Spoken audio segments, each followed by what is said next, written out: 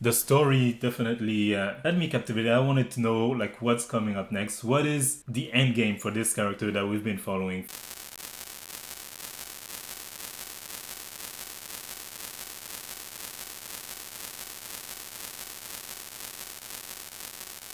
What's up, everybody? I'm Rick. And I'm Anna. And welcome to our review of Arrowsmith. This review of the 1931 movie is done as part of our goal to watch every movie that was nominated at the Academy Award from 1927 to 2028. Yep, This 101 years. Yes, this is a goal that is in our bucket list. As of now, we've watched 28 movies. We just finished the 4th year of the Academy Award. Right. Which makes it a total of 5 years that we've watched because we also did 2019. Yes. Right now we're beginning the 5th Academy Award year, the one that encompassed 1931 and 1932. The way we're going to do this is the same way we always do these reviews. The first part is going to be spoiler free in order to not spoil people who would be interested in the movie but don't want to know everything that's going to happen. Second part, there's going to be spoilers, but we're not just going to tell you everything that happens in the movie. We're just going to focus on certain scenes, certain elements that we want to go deeper on, but we will spoil the movie. Don't worry, we'll warn you when we get to the spoiler section. I say it the same way we always do it, but not really. We've had it a little something, you know, we've had some conversations about like, this movie shouldn't have won, or this movie was better than that other movie. Right, or this movie shouldn't even be on this list. Yeah, exactly. And so in order to like formalize these conversations and put them into the format of our review, we've decided to start ranking the movies every year. Yep. And so for the 5th Academy Award, we're going to go through all of the movies like one by one as we watch them and make a ranking out of them and see at the end like how it compares to the movie that won. Like maybe we will think that another movie is better than the actual winning movie. It's happened already. It's happened in some of these years. Exactly. We're two, and so we're gonna have to agree. Yeah, on we're gonna come to a common ground here. Mm-hmm. We're gonna have one ranking. Yes, exactly. There's no third person to break a tie, so well, we'll see how it goes. But the ranking will be at the very end. For now, let's just get into some general information about the movie before we discuss it. I think it'd be nice to know like who are the actors, what's happening here, what are we talking about.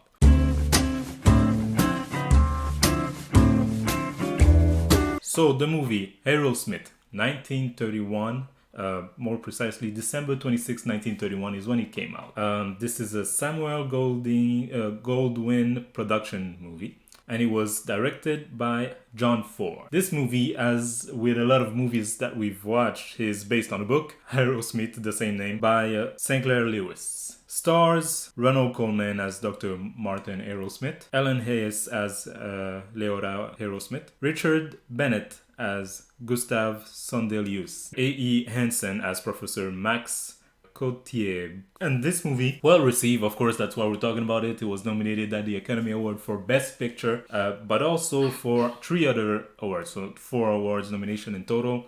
Best Picture, Best Adaptation, so based on the novel by Sinclair Lewis, Best Art Direction for Richard Day, and Best Cinematography for Ray June. That is all I have in terms of information, so let's get into our discussion.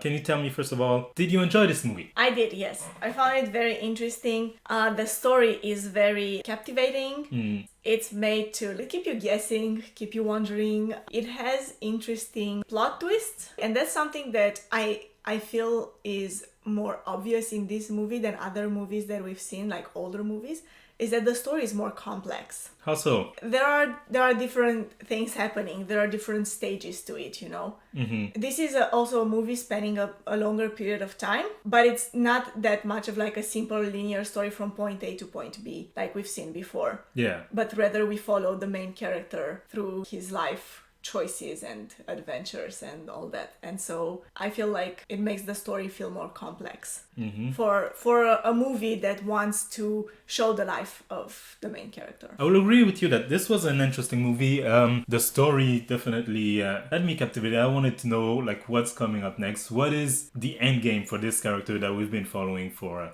a bit less than a bit more than 2 hours rather. And there were some twists. Like it definitely took a direction that I wasn't expecting, especially like after the first like a third of the movie. I thought like, okay, so this is what we're going to have, and then it took another direction totally. Right. So I thought that was interesting. Characters are compelling, and they all have like a certain amount of layers to them. Well, mainly the two main characters, the couple. Yes. To which you can kind of see like both sides of not their arguments, because they don't argue that often, but the like things their points of view. Yeah, exactly. In terms of story, I was pleasantly surprised. I say pleasantly surprised because the last movie we watched was also like spanning the life of the main characters, but was very scattershot. Like it went all over the place. And here it kind of does too, but it holds itself together. And right, and I feel I really liked something that again is for the first time that I'm seeing in these old movies, is that like when something is mentioned in the beginning of the movie and then it comes back later on. Mm-hmm. And like, I can't really explain more. Yeah, but you feel the but progression. Yes, exactly. The logical progression, and it doesn't just feel like, oh, so we're here in this guy's life, and now we're 20 years later in this guy's life. Yeah, and like something completely different is happening. Exactly. No, it's connected. It's all connected, and it's an evolution. Exactly. Of his story. What would you say about the performances of the actors? I really like the main characters and some of the supporting actors. Yeah. But I feel like there were some actors that performed a little bit than others. Yeah. Yeah, less than others. I feel in general a lot of the four that I pulled up here, I thought did a good job. Yeah. A lot of the like not even secondary, but like like a character that would appear like for one scene here. Extras. Yeah. They had a lot of difficulties. Exactly. Exactly. I agree with that. It kind of takes you out of the story. At some moments you're like, okay, yes, definitely trying. Not succeeding. Yeah. What about the look and sound of the movie? I feel like the look is not that different from what we've seen in those early years, but the sound, like I was surprised, especially coming from what we saw last year. I feel like this one is much better done. Yeah, in terms of like balancing. Again, sound mixing has been very important in these very few first years of talking movies. And some movies get it, some movies don't get it as well. This one got it for sure, in my opinion. There were some scenes filmed out in the open and, with like nature sounds around and all of that. And it reminded me a little bit of Trader's Horn. Yeah. But in this case, the sound was much better, much more clear. And you could hear the background noises, but you could also clearly hear the people talking. Yes. And as for the look, you say it looks similar, but I thought that like the inclusion of the city, like a lot of the story happens in a city, and seeing those big buildings, like we weren't used to that yet. Like I'm trying to think of one of the movies we've watched. Apart from the 2019 ones, where there were like images of cities. Did you think of any? I don't think so. Like it's usually like small towns. Yeah, I feel like maybe in the Racket. Yeah. There were some scenes, they weren't as like shot from so far away that you would see like a cityscape. A lot of time it's street level, like they tell you, because Seventh Heaven they tell you, we're in Paris, but it's street level. Yeah, exactly. But here you see the city, you see the big buildings everywhere. Then the streets and the cars on the streets and all of that. I thought those shots like took me not out of it, but like by surprise. Like, I felt like this is the first time I'm seeing something like this in those early movies. Anything else you want to add up before we get into the spoiler? No, not really. Yeah. Other than like, I would recommend this movie. Yeah, you would recommend this movie. Yes, I would. Yeah. I would. Now we're going to get into a more spoilery part of our discussion. Don't forget, if you don't want to get spoiled, like this video and come back later for another one of our review.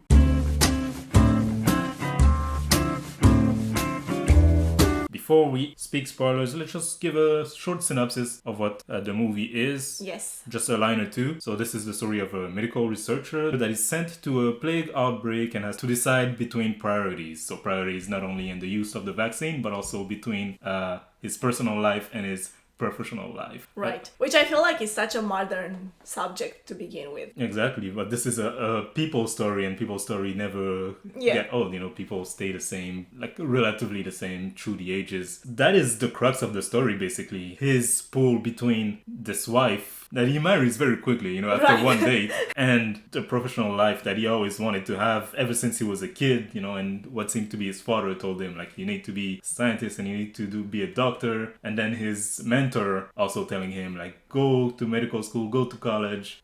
Do all these things Yeah. and then come back here and be a scientist. Exactly. And he does all of these and he really wants to, like, cure cancer, as he said, Yeah. and be, like, do something grandiose with his life. Like, he has the mind for it, certainly. Yes. Like, they show us throughout the movie that he's very smart. But every moment of his journey, he's kind of pulled back by his personal life because, okay, now I have a wife. I can't be a research assistant. I have to be a doctor. Or now I'm going to have a baby. I can't go to New York and be a scientist. I have to be a father. A father, yeah. Yeah. And so, like, it keeps going on like this. Oh, now I want to go help this plague epidemic in the Caribbean, but I can't go there because I have a wife at home. Yeah. But she ends up going with him, but still. Yes, exactly. And I feel like that was very well done. That from the beginning, or pretty much the beginning of the movie, you see him like being torn in like between these two aspects of his life. Right, yeah, exactly. His career and his love life. Yeah. And I thought at the beginning that when he moved to the wife's hometown, which had 336 people or something. and not one doctor. Yes. I thought that was the story. I thought, like, yeah, me too. This would be the story of this guy who's definitely too smart to be there. Right. Too smart to be just a small town doctor, and the tug of war between, like, oh, I want to stay here for my wife and my family, but at the same time I could be doing so much more grandiose things. Right. I could be curing cancer, and I thought this would be the story, but no. And I really like that scene when he's still in his wife's hometown, and there's an epidemic like among the animals, The cows, yeah, and he starts like looking for a better cure than whatever was already available that wasn't actually working. Mm-hmm.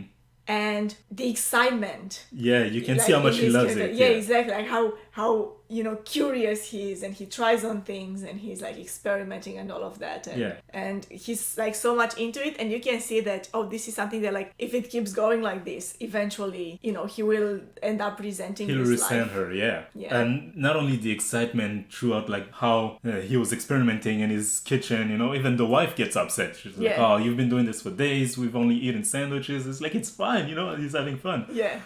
But then when comes the time, like, he succeed in curing the cows, and when comes the time to pay, he tells the farmer, like, oh no, don't pay me. This was just for fun. That's the part that I was actually talking about that came back later, is that when he cures the cows, to see if his cure actually works, he only gives it to half of the animals. Yeah. And that half of them like survive, and the other half of them end up dying. Yeah, and then at the end, not at the end, in the third act, right, he does the same thing but with people. Right, but like he's being told that he should do that. Yeah. And when comes the time when he has to do it, he's like, I've done it with cows, so I know that this method works to see if this cure is actually good. Mm-hmm. But these are people. Yeah. Like, he's also torn between this, like, has this ethic dilemma, like, do I advance science by, providing the world with a cure that I'm sure will work? Or do I try my best to just save these people? To save everyone, but then you're not sure whether or not the cure saved them or they just all got better. But yeah, I was telling you, like, as we were watching, this is more of an ethical dilemma than like medicine thing, because right now they don't have any cure. You don't know if whatever you have, your serum, works. And so not giving them the serum is just the status quo. Because he was even telling the colonial people there, like, when they told him, oh, you're just going to let the other half die? He says, no, we're just going to keep, like, doing the same thing we've been doing now, curing for them as much as we can, as best as we can. But to know if this cure works, we have to figure out, like, on half of them only, whether or not it heals them, and then the other half, their situation doesn't change. What did you think, though? Did you think he was a bad guy? Not a bad guy in a sense, like... the main character? Yeah, did you think he was a bad husband, a bad... No, I don't see him that way. I feel like they did a really good job at building this character who's like, it's not about being right or wrong when it comes to him, not really being there for his wife or, leaving her alone or all of that. It's more of, this is who I am. Yeah. And to his wife telling her, well, not telling her directly, because he never says it directly, but kind of like, that's what the character is like. It's like, if you love me, you'll accept me the way I am. Like, I'm dedicated to science. I'm dedicated to my my job. Yeah. And this is my passion, and I love you. Of course, I love you, but it would be mean of her if you ask me to ask him to stop what he's doing for her. And I feel like that comes from the fact that they didn't date that long before getting together, so she doesn't really know him. But like, if she had, she would know, like, you're never gonna, like, you can't change his nature. Ever since he was a kid, that's what he's been working towards. Yeah, but I feel like she understands, because when the time comes, she doesn't just like complain that he has to leave, but rather she goes with him. Yeah, she gets upset, but then she always makes the decision to follow him rather than try to stop him. So I feel like their relationship works in that sense. And like these characters, they're made for each other. The characters, I mean, not necessarily as people, but like the characters, like they build the right character of a wife for this, doctor. Yeah, but the story ends where I was expecting it to, after we see that the wife gets contaminated with the plague. Yes. Which is, he succeed in his professional life and in some way almost at the cost of his personal one, because the wife dies alone. Right. While he's gets what he wanted, which is the cure to cure the plague, which is ironic because he couldn't cure his wife. Probably if she was with him at the very end when she got sick, he would have just given her the serum. Yeah. But because he didn't know that she was sick, she was alone, and that's something that comes back a lot during the movie, which is why I say like that this movie holds up more than the others, even though it's scattered, because the theme stays the same throughout the whole thing and the elements like are recurring. She always complains that she's alone. Right, but if you think like she's also alone earlier in the movie when she loses her baby. The kid. Yeah, interestingly, it's the same situation but with cows. He's busy curing the cows plague, and then she loses the baby. He's busy curing people's plague, and then she loses her life. Right. There's an escalation here. Yeah, exactly. I feel like it's the first time that we see this kind of like the theme, coming back. Yeah. Later on in the movie.